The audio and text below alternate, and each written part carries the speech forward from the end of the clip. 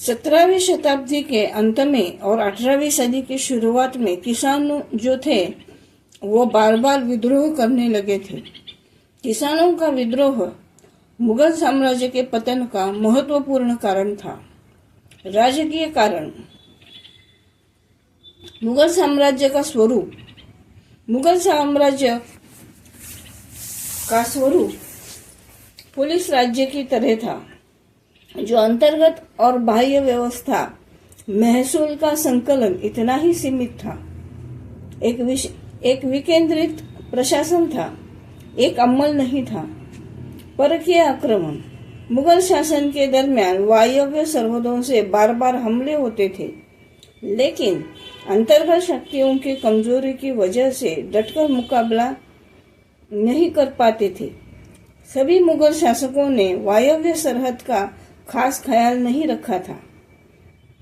औरंगजेब के बाद के जो राज्य करते आए वो सब कमकुवत थे। मुगल शासन का स्वरूप निरंकुश था और प्रशासन पर वो अपनी पकड़ नहीं बना पाए थे। उत्तराधिकारी का कायदा, पहले अपत्य को ही वारिस बनाना, यह भी मुगल शासन के ह्रास का कारण बना। मुगल खानदानी लोगों की समाप्ति, खानदानी लोगों का विनाश के कारण मुख्य कंपनी सरकार के बदलते कायदे राज्याधिकारी वंश परंपरा अनुसार हो गए और खानदान के बचे कुचे लोगों में ही सीमित हो गया। न्याय व्यवस्था का बंटवारा, औरंगजेब के राजपाट में प्रभावशाली सरदारों ने अपने अपने दबावगढ़ तैयार किए। वो इस प्रकार से थे। पहला था तुरानिस।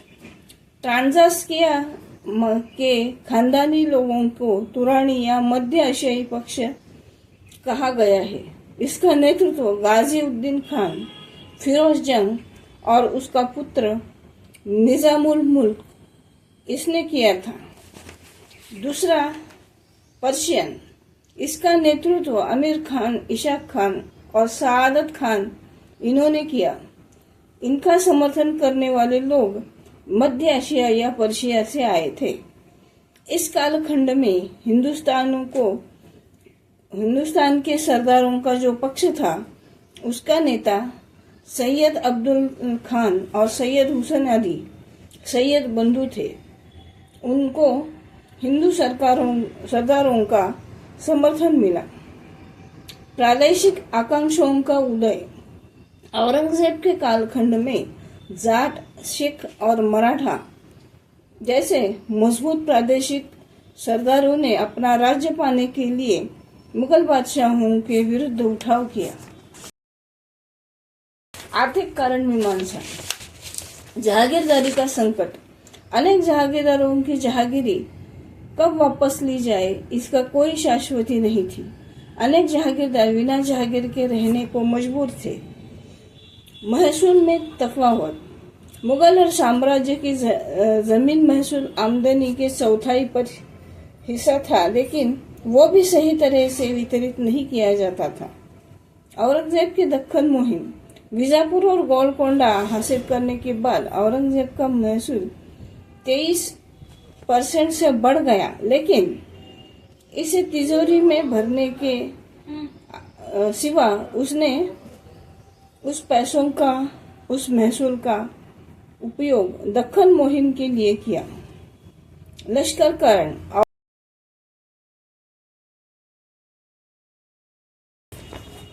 औरंगजेब के किसी भी मनसबदार ने आवश्यक सैन्य और घोड़े तैनात नहीं किए थे।